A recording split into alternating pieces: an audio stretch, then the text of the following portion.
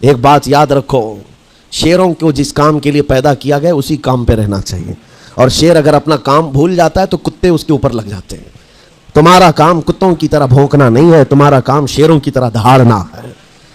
میرے عزیز محمد عربی صلی اللہ علیہ وسلم کے وہ شیر جو گٹر اور نالی کے لیے نہیں پیدا کیے گئے، اعلیٰ اخلاق و کردار کے لیے پیدا کیے۔ تم امت محمدیہ خیر امت ہو، شراب پینے کے لیے نہیں، جوا کھیلنے کے لیے نہیں، تاش کے پتوں پر مال اڑانے کے لیے نہیں، غلط نگاہوں کو پھیلانے کے لیے نہیں، آوارہ گردی کے لیے نہیں پیدا کیے گئے۔ تمہاری نسبت رسول اللہ سے ہے، اتنی بات یاد رکھو۔ اللہ نے مجھے خیر امت کہا ہے۔ میری آنکھیں اٹھ رہی ہیں تو فرشتے بھی دیکھ رہے ہیں، رب تعالیٰ دیکھ رہا ہے۔ میرے چلنے پھرنے کو رب تبارک و تعالیٰ اس کے علم سے کوئی ایک ادا بھی میری بے خبر نہیں ہے، غافل نہیں ہے۔ اس لیے عزیزان گرامی وقار، تمہارے اس آنے والے نئے سال کی کیسے آپ اوپننگ کرتے ہو، کیسے اس کی ابتدا کرتے ہو، یہ تمہارے ہاتھ میں ہے۔ گناہوں کی لذت کے ساتھ اپنی زندگی کا ایک نیا سال شروع کر رہے ہو، یا پھر رب تبارک و تعالیٰ کی تسبیح و تہلیل اور مصطفیٰ کریم کے قدموں میں درود بھیج کر اپنے نئے سال کی ابتدا کرتے ہو۔ الحمدللہ الحنان المنان الذي خلق الانسان وعلمه البيان والصلاة والسلام على رسوله سيد الانس والجان وعلى آله وأصحابه ذوي الخير والإحسان، أما بعد فأعوذ بالله من الشيطان الرجيم، بسم الله الرحمن الرحيم۔ اليوم أكملت لكم دينكم وأتممت عليكم نعمتي ورضيت لكم الإسلام دينا، صدق الله مولانا العظيم۔ بارگاہ رسالت مواب صلی اللہ تعالیٰ علیہ وسلم میں درود پاک کا ہدیہ پیش کریں۔ اللہم صلی علی سیدنا و مولانا محمد معدن الجود والکرم وآلہ واصحابہ الکرام وابنہ الکریم وبارک وسلم صلاۃ دائمۃ سرمدا ابدا۔ قرآن پاک میں ایک ایسی آیت ہے جس کے متعلق یہودی کہتے ہیں کہ اگر یہ آیت ہمارے دین میں داخل ہوئی ہوتی یا ہماری کتاب میں اتری ہوتی تو ہم اس کو عید کا دن منا لیتے۔ یہودی یہ کہتے ہیں اس آیت کا نزول اگر ہماری کتابوں میں ہوا ہوتا تو جس دن یہ آیت اتری اس دن کو ہم عید کا دن منا لیتے۔ وہ آیت کون سی ہے وہی میں نے آج آپ کے سامنے تلاوت کی ہے۔ اللہ فرماتا ہے، یہ حجۃ الوداع کے موقع پر حضور صلی اللہ تعالیٰ علیہ وسلم کا آخری حج تھا آپ کی ظاہری زندگی کا، اس دن یہ آیت نازل ہوئی تھی، اور حضور اکرم صلی اللہ تعالیٰ علیہ وسلم نے اپنا حج مکمل کر کے ارشاد بھی فرمایا تھا کہ آج کے بعد ہو سکتا ہے کہ میں اس جگہ پر تم سے دوبارہ ملاقات نہ کروں۔ اور وہ آخری حج کہا جاتا ہے، اور آخری خطبہ بھی حضور کا خطبۃ الوداع جس کو کہتے ہیں مشہور ہے۔ اس وقت یہ آیت اتری تھی۔ آیت کا معنی پہلے سن لیں، ترجمہ۔ رب تعالیٰ فرماتا ہے، الیوم اکملت لکم دینکم واتممت علیکم نعمتی، آج کے دن میں نے تمہارا دین مکمل کر دیا اور میری نعمتیں پوری اتار دیں، ورضیت لکم الاسلام دینا، اور تم کو اسلام دے کر میں راضی ہوا۔ یہ آیت ہے۔ کسی بھی دین کے بارے میں یہ دعویٰ نہیں ہے کہ وہ پورا کمپلیٹ ہے سوائے اسلام کے۔ پہلے جتنے دین آتے رہے بعد میں، اور اس میں شوشہ تھا کہ آخری نبی آنے والے ہیں، شریعت پھر بدلے گی۔ موسیٰ علیہ السلام کا زمانہ آیا، ان کی شریعت تھی، پھر اس کے بعد زمانہ تبدیل ہوا، عیسیٰ علیہ السلام کا دور آیا، شریعت بدلی ہے۔ عقیدہ نہیں بدلتا، شریعت یہ لاء کو کہتے ہیں، قوانین بدلے جاتے رہے۔ آدم علیہ السلام کی شریعت میں الگ قوانین تھے، نوح علیہ السلام کی شریعت میں قانون الگ تھے، بدلتی گئی شریعتیں، لیکن آ کر سٹاپ ہو گئی حضور پاک صلی اللہ علیہ وسلم کے اس دین پر، اور پھر رب تعالیٰ نے فرمایا اب دین کمپلیٹ ہو گیا، اب شریعت نہیں بدلی جائے گی قیامت تک، اس میں رد و بدل نہیں ہوگا۔ جو حرام ہے وہ قیامت تک حرام رہے گا، جو حلال ہے وہ قیامت تک حلال رہے گا۔ اب کوئی دنیا میں نہیں آئے گا جو اس شریعت میں کوئی نیا حلال پیدا کرے، نیا حرام پیدا کرے۔ حضور اکرم صلی اللہ تعالیٰ علیہ وسلم کا یہ دین کمپلیٹ ہے، مکمل ہے۔ اب آپ سنیے، قرآن پاک نے جب یہ فرما دیا کہ دین مکمل ہو گیا، یہ وعدہ، یہ دعویٰ کسی اور دین میں نہیں ہے، صرف اور صرف اسلام میں ہے، کہ یہاں پیدا ہونے سے لے کر کے وفات تک کے مسئلے اللہ تعالیٰ نے تمہیں بیان کر دیے۔ وَلَا رَطْبٍ وَلَا يَابِسٍ إِلَّا فِي كِتَابٍ مُبِينٍ، کوئی خشکی کی چیز بھی نہیں ہے، کوئی تری کی چیز بھی نہیں ہے جس کو قرآن نے بیان نہ کیا ہو۔ رب تبارک و تعالیٰ نے ساری چیزیں بیان فرما دی، تمہاری شریعت کمپلیٹ ہے۔ آج تمہیں اپنی زندگی گزارنے کے لیے لا، قانون کسی ایرے غیرے کے پاس سے لینے کی ضرورت نہیں، اسلام ہر قانون تمہیں دیتا ہے، چاہے بچوں کے معاملات ہوں، چاہے جوانوں کے معاملات ہوں، شوہر بیوی کے حقوق ہوں، ماں باپ کے حقوق ہوں، استاد شاگرد کے معاملات ہوں، پڑوسیوں کے حقوق ہوں، تجارت کے، لین دین کے، نکاح کے، خلا کے، عدت کے، طلاق کے سارے مسائل پورا کا پورا تفصیل کے ساتھ اسلام تمہیں دیتا ہے. اس طرح کا کوئی لا پوری دنیا میں نہیں ہے جس طرح اسلام کے پاس ہے. ظاہر سی بات ہے جب اسلام کے پاس اتنا بڑا مکمل نظام ہوگا تب تو پھر یہ ٹارگٹ نمبر 1 پوری دنیا میں ہوگا ہی ہوگا. یوں ہی اسلام سے لوگ نہیں چڑھتے، یوں ہی اسلام سے نہیں نفرت کرتے. ظاہر سی بات ہے کہ حسینوں سے ہی حسد ہوتا ہے. کوڑھی سے کون حسد کرے گا؟ جس کو کوڑ کی بیماری ہو اس سے کوئی حسد نہیں کرتا. ایک حسین دوسرے حسین سے بھی نفرت کرتا ہے، حسد کرتا ہے. یا کم صورت والا اچھی صورت والے سے حسد فطری طور پر کرتا ہے. اسی لیے محاورہ کہا گیا ہے کہ حسینوں سے حسد ہوتا ہے. تو اسلام میں جو حسن ہے تو جتنے جلنے والے ہیں اتنے زیادہ حسد کرنے والے پیدا ہوتے ہی رہیں گے. اب آپ کے لیے یہ فخر کی بات ہے کہ دنیا جسے ٹارگٹ نمبر 1 کہتی ہے، جس سے چڑھتی ہے اور جلتی ہے، الحمدللہ رب تبارک و تعالیٰ نے وہ دین ہمیں عطا فرمایا. وہ اس لیے نہیں ہے کہ لوگوں کے چڑھنے کی وجہ سے میں فخر کر رہا ہوں، اس لیے کہ میرے دین کے علاوہ کوئی دین ایسا نہیں جو یہ دعویٰ کر سکے کہ ہم کمپلیٹ لا رکھتے ہیں. صرف اور صرف اسلام کے پاس ہے. میں یہاں کھڑے ہو کر کے یہ صرف الفاظ کی پھیکم پھاک نہیں کر رہا ہوں، چیلنج ہے یہ. پوری دنیا کے کسی بھی ریلیجن کے پاس وہ سارے مسائل نہیں مل پائیں گے جو دین اسلام کے پاس موجود ہیں. دین اسلام کے لیے اگر آپ کو میں بتا دوں کہ اس کا جو فقہ کا نظام ہے، مسئلے مسائل، جس کو اگر آپ پڑھنے کی کوشش بھی کریں زندگیاں بیت جائیں. صرف اور صرف ایک چیپٹر پر کتابیں لکھی ہوئی ہیں. صرف نکاح کے مسئلے کتابیں پوری ہیں، صرف طلاق کے مسئلے پوری کتابیں موجود ہیں. اتنا وستار کے ساتھ، اتنا تفصیل کے ساتھ کوئی دین نہیں پیش کرتا، صرف اور صرف اسلام ہے. یہ باتیں میں آپ کے سامنے کیوں رکھ رہا ہوں میرے عزیزو؟ تاکہ تمہیں یہ احساس ہو کہ اللہ نے کون سی نعمت تمہیں دی ہے. اسی آیت میں رب تعالیٰ فرماتا ہے وَأَتْمَمْتُ عَلَيْكُمْ نِعْمَتِي، میں نے اپنی پوری نعمت تمہیں دے دیا، پوری نعمت تمہیں دے دیا. احساس کرو کہ اسلام سے بڑھ کر نعمت کیا ملتی تمہیں. اسلام سے بڑھ کر کے کیا نعمت ہے جس میں رب تبارک و تعالیٰ نے تمہیں اخلاق و کردار دیے ہیں، تعلیم کے لیے سارے. آپ کو ابھی اس زمانے میں پروپیگنڈے کے شکار ہو گئے کہ ہم جاہل قوم سے وابستہ ہیں، ہمارے ہاں جہالت زیادہ ہے، ہمارے ہاں بد کرداری زیادہ ہے.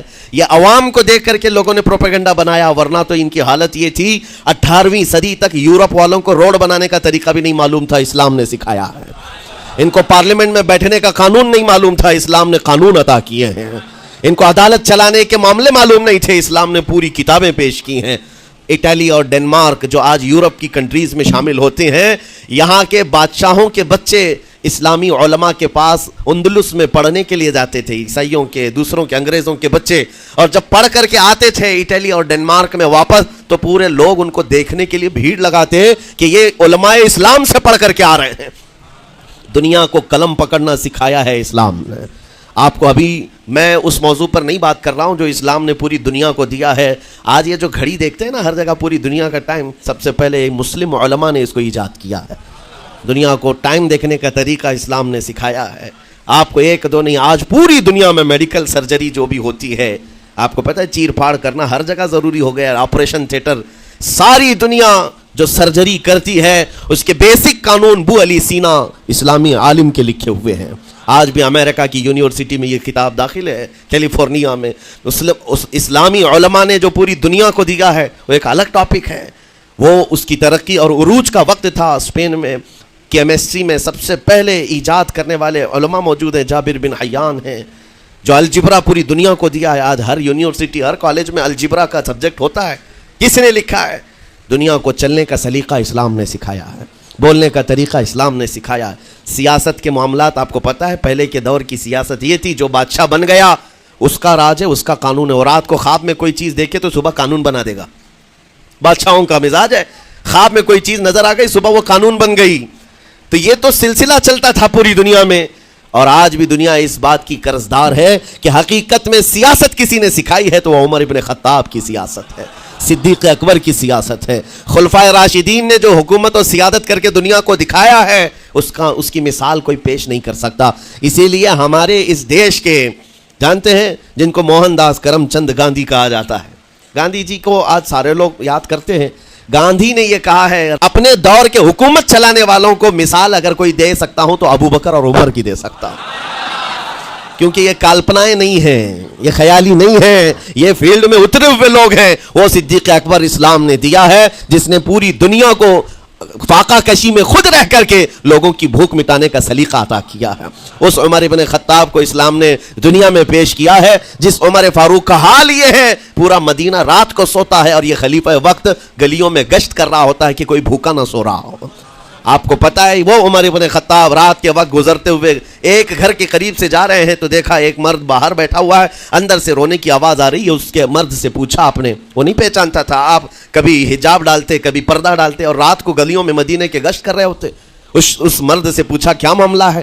کہا کہ میری بیوی کے بچے کی ولادت کا وقت قریب آ گیا ہے, درد ذہ میں مبتلا ہے اور گھر میں کوئی نہیں ہے, تکلیف ہے. جانتے ہو حضرت عمر فاروق رضی اللہ تعالیٰ عنہ اپنے گھر سے اپنی بیوی کو, اپنی بیٹی کو, اپنی بہو کو بلوایا اور کہا جاؤ یہاں پر گھر میں بچے کی ولادت ہونے والی ہے, اس کی تیمارداری کرو. صبح تک خلیفۃ المسلمین کے گھر کی عورتیں ایک غریب کے گھر کی عورت کی تیمارداری کر رہی ہیں.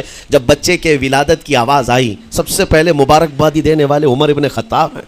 اس سے کہتے بھائی تمہیں مبارک ہو, اللہ نے بیٹا عطا فرمایا. وہ خوش و خرم ہے کہ میرا کوئی رشتہ دار نہیں ہے, اجنبی رات کو آیا ہے اور مجھے مبارکبادی بھی دیا, میرے گھر کے سارے کام کاج بھی اٹھا لیا اور اپنی پیٹھ پر گھر سے بوریا لا کر کے آٹے اور راشن کا اس گھر میں پہنچایا اور کہا خوش و خرم رہو, اللہ نے تمہارے گھر میں برکت دی ہے. صبح اٹھ کر کے وہ لوگوں کو بتا رہا ہے اللہ نے رات کو ایک عجیب فرشتہ بھیجا, میرے گھر میں اکیلی عورت تھی, درد ذہ میں مبتلا تھی, 3 عورتیں بھی آئی اور ایک مرد بھی آیا, رات بھر میرے ساتھ بیٹھا رہا, مجھے کھلایا پلایا بھی, میرے گھر کی تیمارداری بھی کر کے گیا. لوگوں نے کہا جانتے ہو کون تھا؟ وہ عمر ابن خطاب امیر المومنین تھے. دنیا کو یہ سیاست کا سلیقہ دینے والا اسلام کا وہ عظیم سپہ سالار ہے. آج بھی آپ کو میں بتاؤں اٹلی میں اور ڈنمارک میں اور کچھ کنٹریز میں ایک دن منانے کا پرستاؤ پیش کیا جا رہا ہے. یہ نہیں کہہ رہا ہوں ریچرڈ کا یا ریمونڈ کا, کوئی جو بڑے بڑے ان کے سپہ سالار ہیں ان کا ایک دن منایا جائے گا جن کو مطلب کوئی بہت بڑا نوبل پرائز ملا ہو.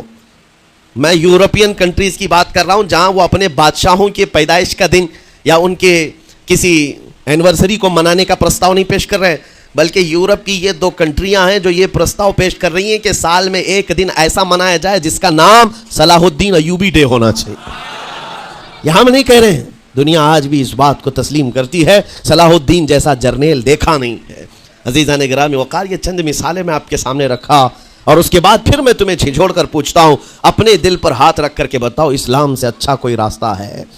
قرآن یہی کہتا ہے وَمَن يَبْتَغِ غَيْرَ الْإِسْلَامِ دِينًا فَلَن يُقْبَلَ مِنْهُ, جو اسلام کے علاوہ دوسرا راستہ لے کر کے آئے گا قیامت کے دن اس کا کوئی قبول نہیں کیا جائے گا, نہیں قبول کیا جائے گا, بلکہ وہ سب سے بڑے گھاٹے میں ہوگا.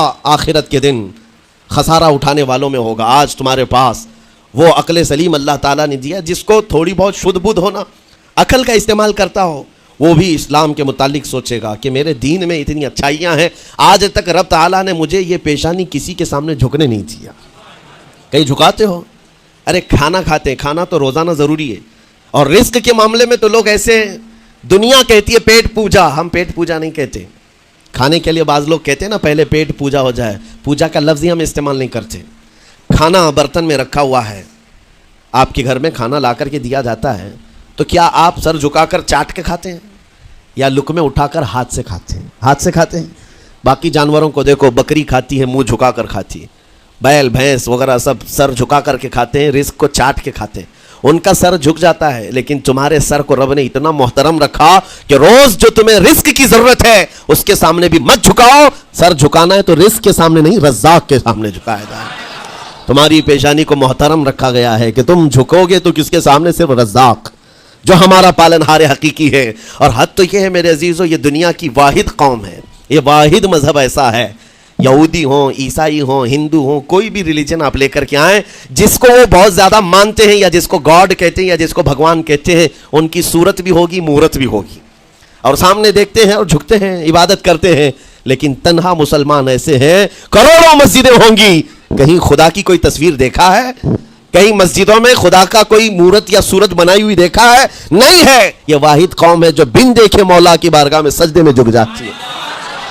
صرف بات اتنی ہے کہ ان کو یہ کہنا پڑے گا, اگر میں کہوں میرے نام پر آ جاؤ جھک جاؤ, نہیں, کوئی نہیں جھکائے گا. ہاں یہ کہنا پڑے گا امام کو بھی اللہ اکبر, اللہ سب سے بڑا ہے. پھر کوئی پیچھے کھڑا ہوا یہ نہیں پوچھتا کہ کس نے کہا, کون پکار رہا ہے, پیشانی لے جا کر زمین پر لگا دیتے. کیوں؟ ہماری پیشانی خالص اللہ کے لیے ہے. میرے عزیزوں, یہ وہ پرائیورٹیز ہیں اور یہ اسپیشلٹی ہے آپ کے اس کمیونٹی کی جس کو مجھے آپ کے سامنے رکھنا ہے، اتنی سارے اچھے گلشن کو چھوڑ کر اگر کوئی بربادی کی طرف جائے تو پھر سوائے بدنصیبی کے کیا ہے اس کے پاس؟ جس کو اللہ تبارک و تعالیٰ وعدے کیا ہو کہ تم اپنی جان اور اپنے مال کے بدلے مجھ سے جنت خرید لو، جہاں پر سارے اخلاق و کردار اور دنیا کی سب سے اعلیٰ اخلاق تمہیں سکھانے کے دعوے کیے گئے ہوں، وہ چھوڑ کر کے اگر دنیا کہیں اور جائے تو پھر تمہاری یہ ہرما نصیبی ہے۔ ایک بات میں آپ کو بتاؤں، سکسیس کس کو کہتے ہیں؟ کامیابی۔ اور ہر کوئی یہ کہتا ہے کہ مجھے سکسیس کی طرف سفر کرنا ہے۔ 10ویں پاس نوجوان کو بھی پوچھیں کہ کوئی بھی کورس کر رہا ہے، آگے جا رہا ہے، کیوں جا رہا ہے؟ کچھ سکسیسفل لائف گزارنا ہے، کامیاب زندگی گزارنا ہے، اس کے لیے دروازے کھٹکھٹا رہا ہے۔ تمہیں پتہ ہے ان مسجدوں کے میناروں سے جو آواز گونجتی ہے اذان کی، اس میں ایک لفظ آتا ہے، سارے لفظ تو آپ کو یاد ہوں گے، اللہ اکبر بھی کہا جاتا ہے، اشہد ان لا الہ الا اللہ بھی، اشہد ان محمد رسول اللہ بھی ہے۔ اس کے بعد ایک لفظ پکارتا ہے مؤذن، حی علی الصلاۃ۔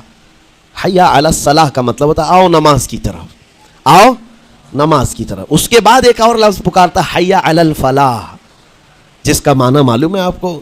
مؤذن یہ کہتا ہے آؤ کامیابی کی طرف، آؤ کامیابی کی طرف۔ ٹوٹل یہ دن میں 10 بار مؤذن پکارتا ہے، فجر میں 2 بار، ظہر میں 2 بار، عصر میں 2 بار، مغرب میں 2 بار، عشاء میں 2 بار۔ کتنی مرتبہ پکارا؟ 10 بار پکارا تمہیں، آؤ کامیابی کی طرف۔ لیکن ایک بات یاد رکھو، یہ پکارنے والے مؤذن کی حالت مت دیکھو کہ یہ پکار رہا ہے، بلکہ یہ رحمان کی صدا ہے، یہ اللہ کی صدا ہے جو تمہیں بلا رہا ہے۔ یہ تو اپنی آواز اور اپنے الفاظ سے ترجمانی کر رہا ہے اور تمہیں اللہ کی صدا تمہارے تک منتقل کر رہا ہے، لیکن حقیقت میں بلانے والا کون ہے؟ اللہ ہے۔ مسجدوں میں بلانے والا کون ہے؟ اللہ ہے۔ اللہ کی صدا پر آپ آ رہے ہو۔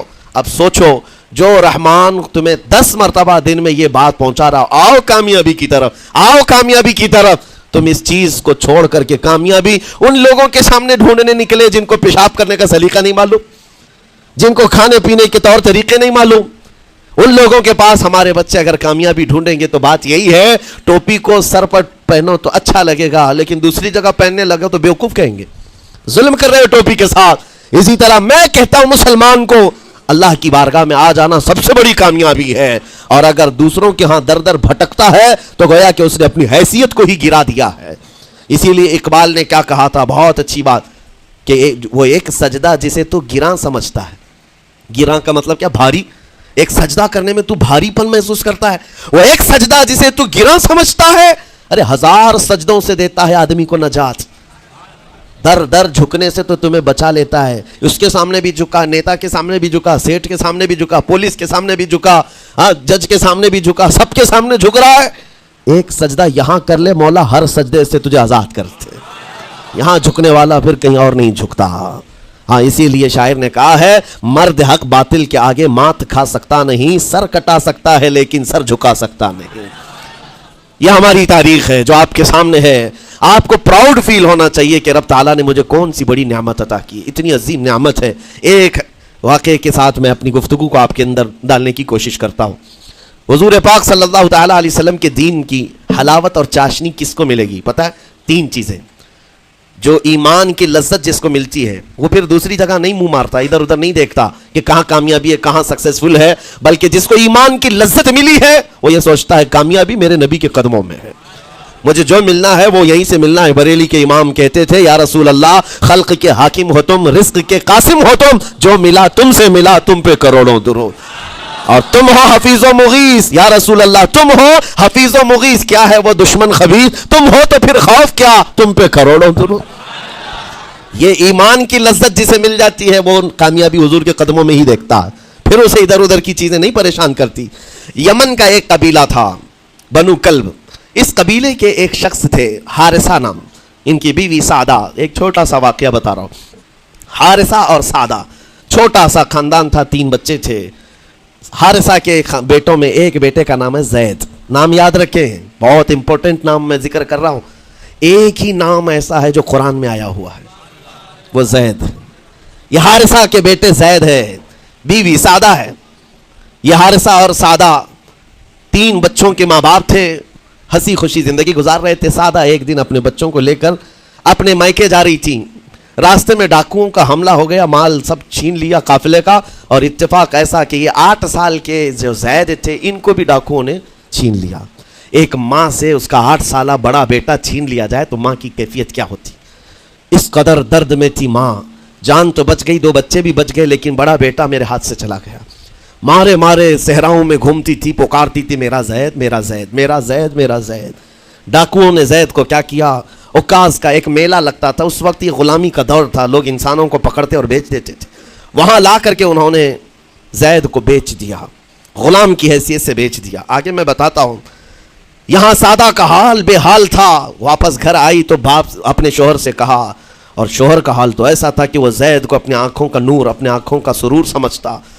اور اس قدر پیار و محبت والا باپ مارے مارے گھومتا رہا گلیوں میں. اور ان کا لکھا ہوا ایک اشعار کا منظوم ترانہ ہے جو اپنے بیٹے کی جدائی میں لکھا. اپنے تو اپنے دشمن بھی وہ ترانہ سنتے تو رو پڑتے تھے.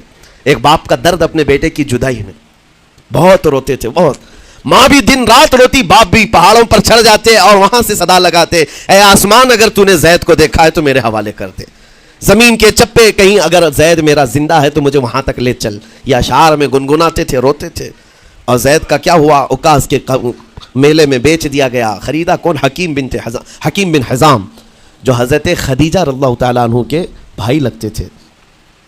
یہ لے کر کے آئے اور حضرت خدیجہ رضی اللہ تعالیٰ عنہ اس وقت مکہ میں اور حضور پاک صلی اللہ علیہ وسلم کے نکاح میں. تو حضرت خدیجہ کے پاس یہ زید آ گیا, بھائی نے گفٹ کے طور پر دے دیا. حضرت خدیجہ کے گھر میں یہ زید جب آئے, اس وقت ان کی عمر یعنی 10-12 سال کے آس پاس رہی ہوگی. اور یہ ایسا لڑکا جو چھوٹی سی عمر کا, ادب اتنا تھا کہ ہر ایک کا ادب کرتا, بڑے اچھے خاندان سے تعلق رکھنے والا. ہوا کیا, ایک دن آفتاب رسالت, ماہتاب رسالت رسول پاک صلی اللہ علیہ وسلم کی نظر پڑی. دیکھا اخلاق و کردار میں کامل بچہ ہے, اور ایک ہی نظر میں بھاگ گیا. پوچھا حضرت خدیجہ سے, کہا کہ یہ غلام ہے, عکاظ کے میلے میں بیچا گیا ہے. حضور نے فرمایا یہ میرے حوالے کر دو, میرے حوالے کر دو. حضور نے جس کو پسند کر لیا ہو, حضور نے جس پر نگاہ رکھی ہو. اب وہ زید خوشی خوشی حضور کے پاس آئے. نبی پاک صلی اللہ تعالیٰ علیہ وسلم ان کے اخلاق سے بڑے خوش تھے, اور اس کے بعد محبت بھی ایسی دی, ایسی شفقت دی کہ زید کو نہ باپ کی خبر تھی نہ ماں کی خبر تھی. جو کچھ تھا وہ رسول اللہ کے پاس تھا. حضور پاک صلی اللہ تعالیٰ علیہ وسلم کی تربیت میں دن گزرتے گئے, بڑے ہو گئے, یہاں تک کہ 16 سال کی عمر تھی. ایک دن حج کے موسم میں یمن کا بنو کلب خاندان آیا ہوا تھا, اور وہاں حج کے دوران وہ لوگ زید کے باپ حارثہ کے لکھے ہوئے اشعار پڑھ رہے تھے اور لوگوں کو رلا رہے تھے. ایک ہمارے قبیلے میں باپ ہے جو بچھڑے ہوئے بچے کی یاد میں روز روتا ہے, اس کے اشعار تو سنو. لوگ سن کر کے رو رہے تھے, یمن کا کوئی ایسا باپ ہے جو یوسف گمگشتہ کی خبر میں رویا کرتا ہے. یہ لوگوں کی بھیڑ لگی تھی, اسی کے سامنے سے زید کا گزر بھی ہو رہا تھا. بنو کلب کے لوگوں نے زید کو دیکھا, پہچان لیا, یہی تو وہ بچہ ہے جس کی یاد میں اس کا باپ روتا ہے. اور اس کو بلایا اور کہا تیرا نام, کہا زید. باپ کا نام حارثہ, کہا یہی تو ہے جس کے غم میں پورے اشعار پڑے جا رہے ہیں یمن میں. زید سے کہا تجھے پتا ہے تیرے باپ کا رو رو کر کے کیا حال ہو گیا؟ تیری ماں صحراؤں میں آواز دیتی ہے, پہاڑوں پر چڑھ جاتی ہے. ایک بچے کے لیے اس کے ماں باپ کی جدائی بتا دینا کتنی بڑی بات تھی. میرے عزیزوں, سالوں کی یہ گم گشتہ خبر پھر سے واپس مل گئی ہے. زید نے کیا کہا کہ اب میرے ماں باپ سے جا کر کہہ دیں کہ رونا دھونا بند کریں, اونٹوں کی طرح ادھر ادھر بھٹکنا بند کریں, انہیں میرا سلام پہنچائیں اور کہیں انہوں نے جہاں مجھے دیکھنا تھا اس سے بہتر جگہ میں ہوں, اس سے بہتر جگہ میں ہوں.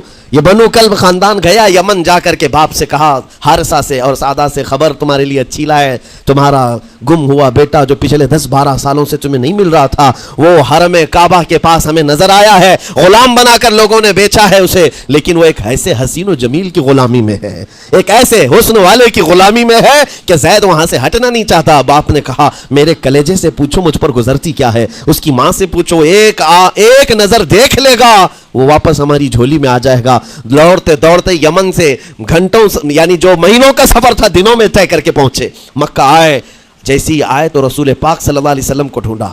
حضور پاک مل گئے تو دھاڑے مار مار کر باپ رونے لگا اور کہا کہ اے محمد صلی اللہ علیہ وسلم, ہم نے آپ کے متعلق سنا ہے یتیموں کے والی ہیں, آپ کا دل بہت بڑا ہے, مجھ باپ کے اوپر رحم کیجیے, برسوں سے اپنے بچے کے لیے ترس رہا ہے, میں اور میری بیوی تڑپتے ہیں, صحراؤں میں آواز دیتے ہیں. حضور نے پوچھا ہوا کیا ہے تمہارے ساتھ؟ کہا ہمارا بیٹا گم ہو گیا تھا, برسوں ہو گئے تھے, لیکن سنا ہے وہ یہاں رہتا ہے. حضور نے پوچھا کیا نام ہے اس کا؟ کہا زید اس کا نام ہے, میرا نام حارثہ ہے.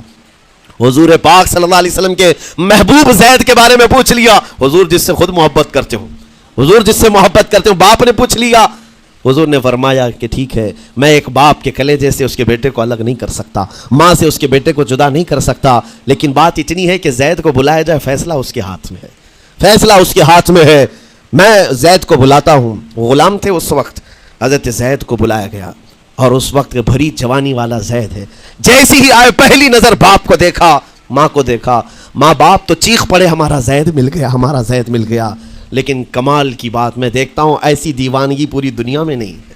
زید نے دیکھا اپنے ماں اور باپ کو، لیکن اسی وقت اپنی آنکھیں جھکا لی اور حضور کی طرف کر لیا، کہا نہ، ادھر پہلے حضور پاک صلی اللہ علیہ وسلم کی طرف۔ حضور نے دیکھا کہ زید ماں باپ کی طرف دیکھ نہیں رہے ہو، جو رو رو کر کے برا حال کر چکے ہو۔ حضور نے زید سے کہا پہچانتے ہو؟ کہا ہاں حضور، یہ میرے باپ ہیں اور یہ میری ماں ہے، یہ میرے چچا ہے۔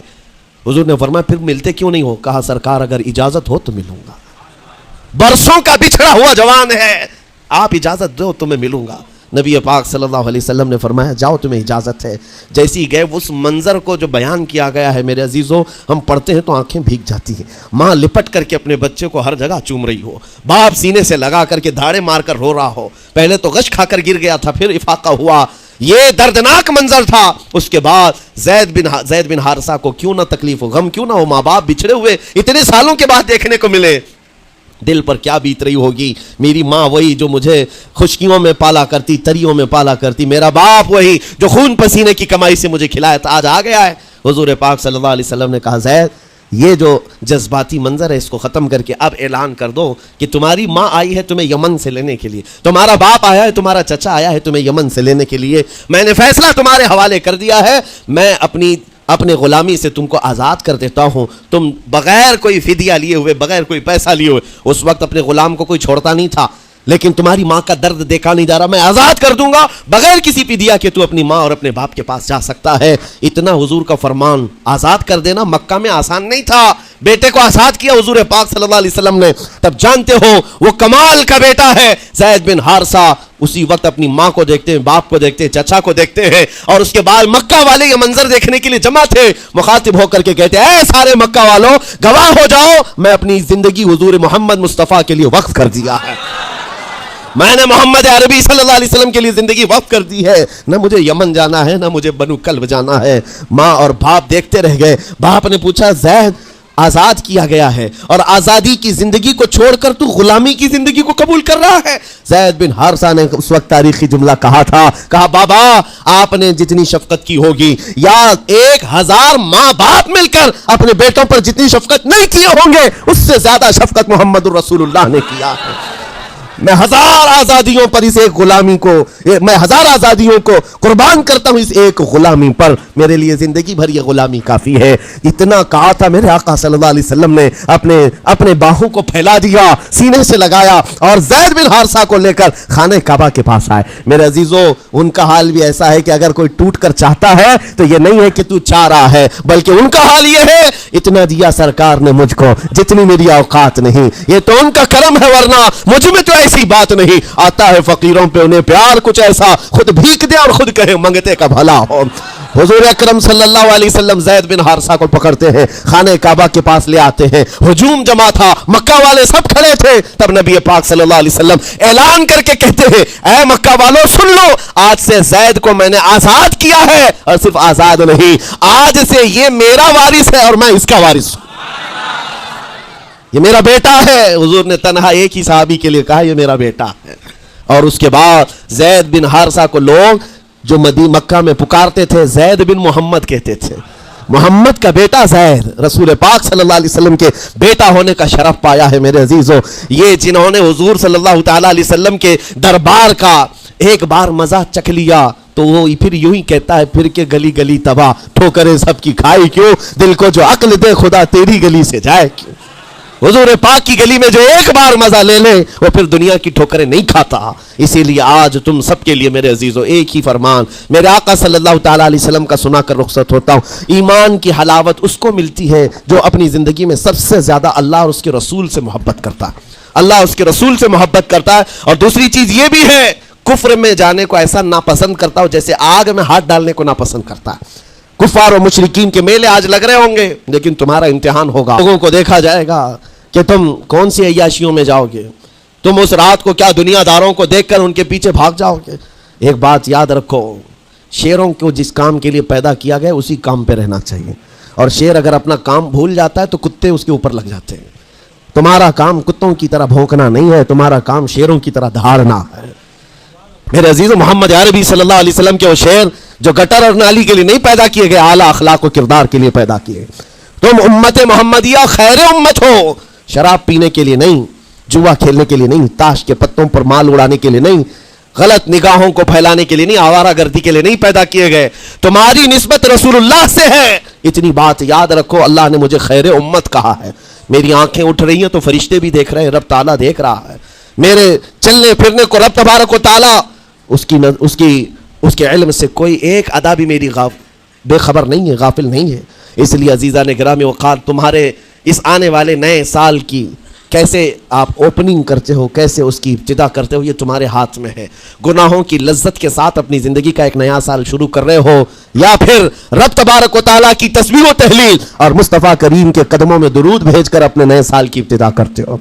मैं तो ये ऐलान करता हूँ, अगर मेरा ये मैसेज सब तक पहुँच जाए कि हमने बहुत सारी ईदें मनाई हैं, बहुत सारी महफिलें मनाई हैं, हम ईद मिलादुन नबी के नाम पर जलसे जुलूस सब करते हैं, हम 11वीं के नाम पर गौसे पाक के जलसे सजाते हैं, आला हजरत के नाम पर, गरीब नवाज के नाम पर जलसे करते हैं, लेकिन दुनिया एक ईद मनाती है हैप्पी न्यू ईयर की, 31st नाइट की। मेरे अजीज़ों, हम नौजवानों से कहते हैं उस ईद को दुनिया की ईद है, उसको बदल करके हम नामूसे रिसालत के लिए वक्फ क्यों ना करते हैं।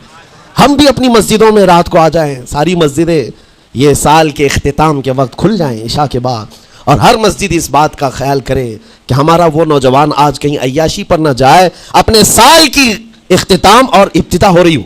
ये हमको पता नहीं, अभी तो हम बैठे हैं, अगले साल तक हम रहेंगे कि नहीं रहे मालूम नहीं। ये तो दिसंबर का लास्ट चल रहा है, लेकिन ये हमें पता नहीं 1 जनवरी देख सकते हैं कि नहीं देख सकते, हम में से किसी को इल्म नहीं है। लेकिन उसके बावजूद अगर अल्लाह ताला ने दे दिया आपको इस साल का आखिरी, तौबा करना चाहिए।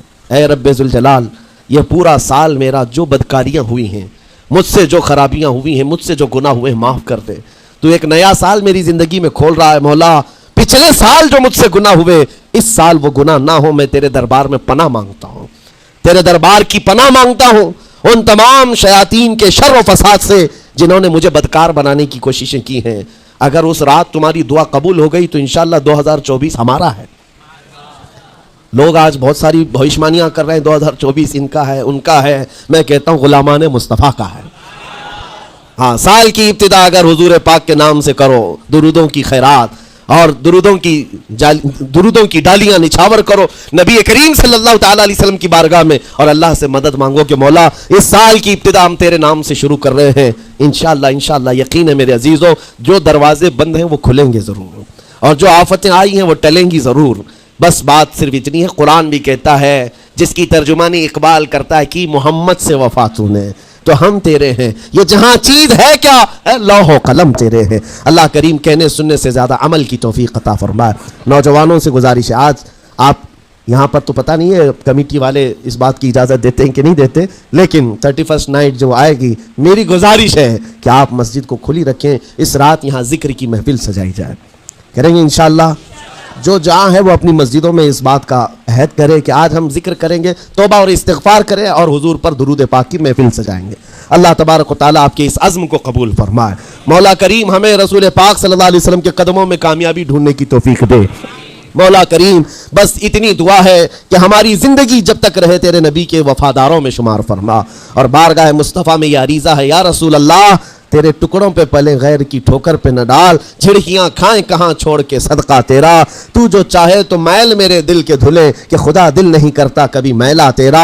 गंदे निकम्मे कमी महंगे हैं कोड़ी के 3, कौन हमें पालता तुम पे करोड़ों दुरूद, बेहुनरो बेतमीज़ किसको हुए हैं अजीज, एक तुम्हारे सिवा तुम पे करोड़ों दुरूद। तुम हो अफू व गफूर, तुम हो रऊफ, तुम हो अफू व गफूर, بخش دو جرم و خطا تم پہ کروڑوں درود، کر کے تمہارے گناہ مانگے تمہاری پناہ، تم کہو دامن میں آ تم پہ کروڑوں درود۔ یا رسول اللہ دل بے چین ہے بے قرار ہے، گناہ جب زیادہ ہوتے ہیں تو دلوں میں گھبراہٹ زیادہ ہوتی ہے، اور ان دلوں کی گھبراہٹ کا علاج ڈاکٹروں کی گولیوں اور انجیکشن سے نہیں ہے، ان دلوں کا قرار صرف اتنا ہے، یا رسول اللہ دل کرو ٹھنڈا میرا، وہ کفے پا چاند سا سینے پہ رکھ دو ذرا تم پہ کروڑوں درود۔